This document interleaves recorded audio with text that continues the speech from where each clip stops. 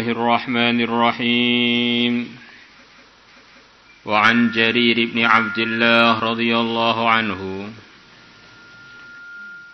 أن النبي bahwasanya Nabi sallallahu alaihi wasallam beliau bersabda, Inna Allah, sesungguhnya Allah azza wa jal, la yu'ti, sungguh Allah akan memberikan, ala rifqi, atas kelembutan, ma, pemberian, la yu'ti, yang Allah tidak akan memberikannya, alal kharqi, atas kekasaran.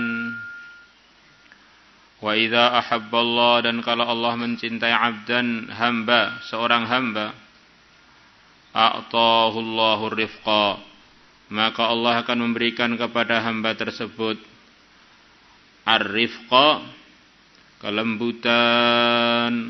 Ya, ar-rifqu ini harakatnya yang pas, ar-rifqa.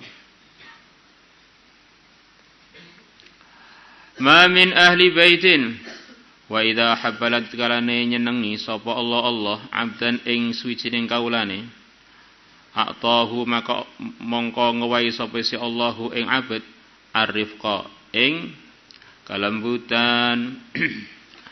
Ma min ahli baitin, tidak ada penghuni sebuah rumah pun, yuhramuna ar-rifqa, yang mereka dihalangi dari kelembutan. Tidak ada satu rumah pun yang oleh Allah tidak diberi kelembutan. Illa hurimu, kecuali pasti mereka akan dihalangi dari berbagai macam kebaikan atau anugerah. Rawahu Tabarani bi isnadin jayyid. Wa an Aisyah radhiyallahu anha anna Rasulullah sallallahu alaihi wasallam qala, beliau telah bersabda laha kepada Aisyah, Ya Aisyah, wahai Aisyah, Ya Aisyah, wahai Aisyah, urfuqi, lembutlah engkau, fa inna Allah, maka sesungguhnya Allah, idza arada bi ahli baitin, kalau Allah menghendaki pada penghuni sebuah rumah, khairan, kebaikan, adkhala alaihimur rifqa, maka Allah akan memasukkan alaihim, atas penghuni rumah tersebut, ar-rifqa, kelembutan. Rawahu Ahmad wa rijaluhu rijalus sahih. Jadi asas pendidikan di rumah, asas pergaulan di rumah, bahkan di masyarakat Islam secara umum, adalah asasnya kelembutan. Sifat-sifat yang tegas atau kekasaran itu benar-benar bukan asas itu kalau darurat, gawat darurat saja. Kesimpulannya begitu.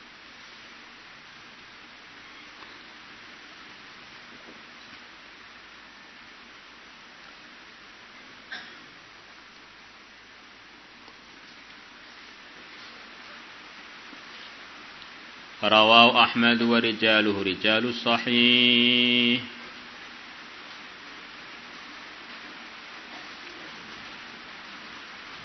Jikalau kita itu dalam pendidikan, di dalam pengajaran, pembelajaran itu dengan kelembutan, bukan dengan kekerasan dan paksaan, itu nanti kalau jadi, ya jadi karena kesadaran. Kalau ngaji, ya ngaji karena kesadaran. Aslinya begitu itu.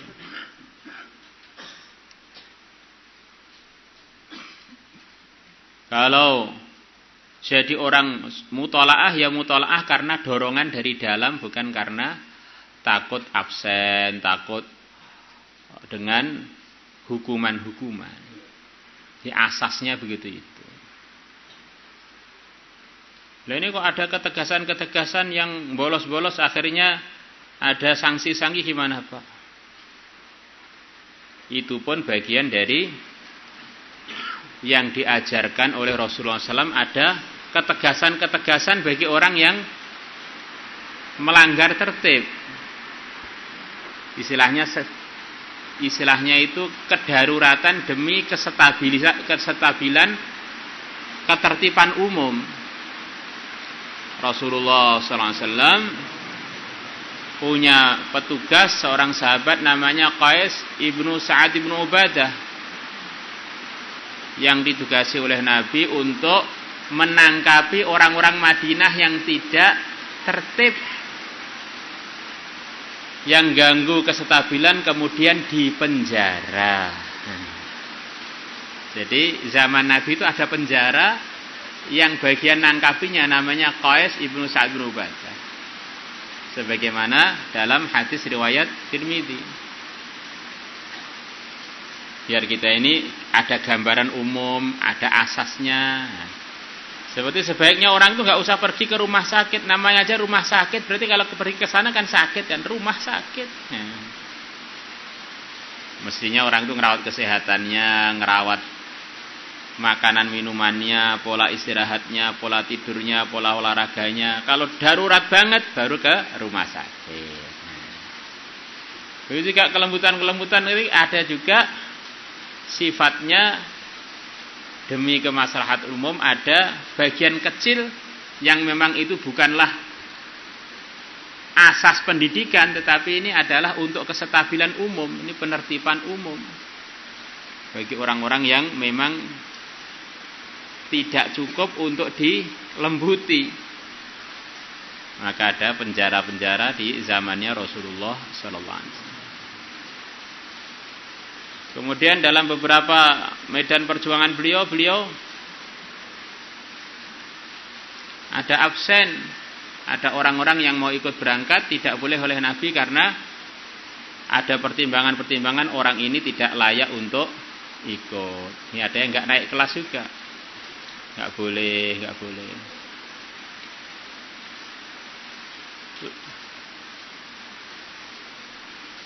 Lang takhruju ma'ya abada wa lang tuqatiru ma'ya aduwa.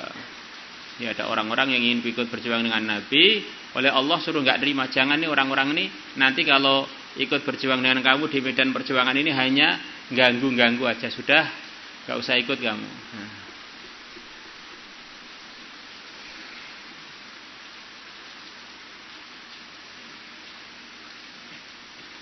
وعن ابن مسعود رضي الله عنه قال قال رسول الله صلى الله عليه وسلم ألا أخبركم, maukah kalian tak beritahu, biman yahrumu 'alan nar, dengan orang yang haram atas api neraka.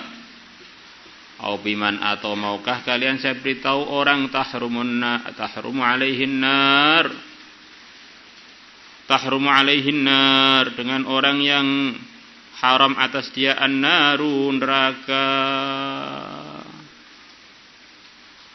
Tahrum, neraka haram, ala kulli hayyinin layyinin sahlin.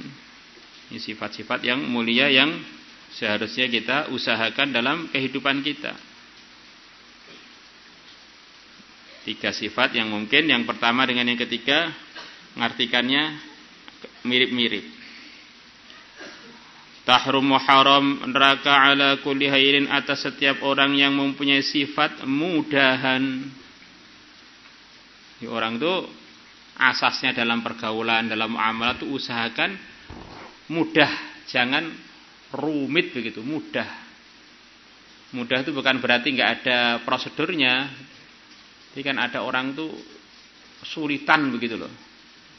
Pesan apa nggak cocok sedikit juga nggak mau, masak apa nggak bener sedikit nggak mau makan, baju yang apa itu lubang dikit nggak mau pakai, itu orang sulitan lah. Akhirnya menyulitkan dirinya dan menyulitkan keluarganya, menyulitkan lingkungannya. Haram neraka ala kulli hayyinin, atas setiap orang yang mudahan, layyinin yang lembut,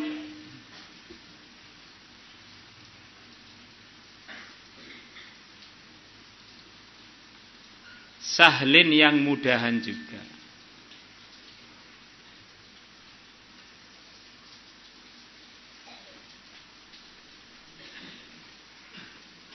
Allah akbar. Rawahu Tirmidzi wa hasanahu wa Ibnu Hibban. Kemarin ada satu hadis ngeloncat, kita baca. Wa an Makhul anna Uqbah bin Amir ata Maslamah bin Mukhallad. Ini ya? Ini belum dibaca ya? Perasaan saya sudah.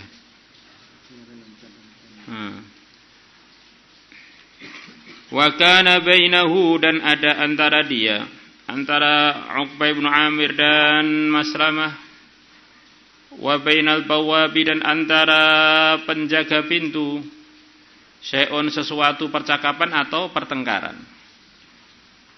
Di Uqbah bin Amir mendatangi Maslamah, ada penjaga pintunya, enggak boleh masuk.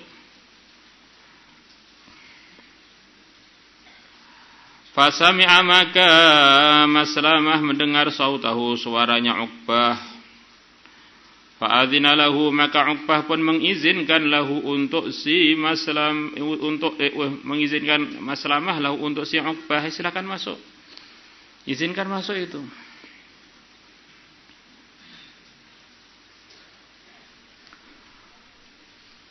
Faqala, maka Uqbah mengatakan, inni, sesungguhnya aku lam atika zaira, aku tidak datang kepada engkau zairon, untuk berziarah. Ji'tuka, aku datang kepada engkau lihajatin, untuk sebuah keperluan.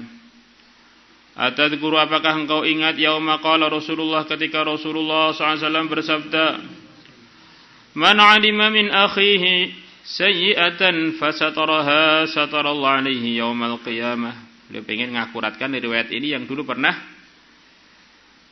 didengar oleh Maslamah. Man, barang siapa alima, yang dia mengetahui min akhihi, dari saudaranya, syai'atan, sebuah keburukan, fasataraha, maka dia menutupi keburukan tersebut, satarallahu alaihi, maka Allah akan menutupi keburukan alaihi, atas orang yang menutupi tadi, orang yang tahu kemudian menutupi. Yaumal qiyamati, pada hari kiamat. Qala, Maslamah mengatakan, na'am, iya, saya ingat. Qala, Uqbah mengatakan, lihada, karena sabda Nabi inilah, situ, aku datang. Rawahu Tabarani wa rijaluhu rijalus sahih.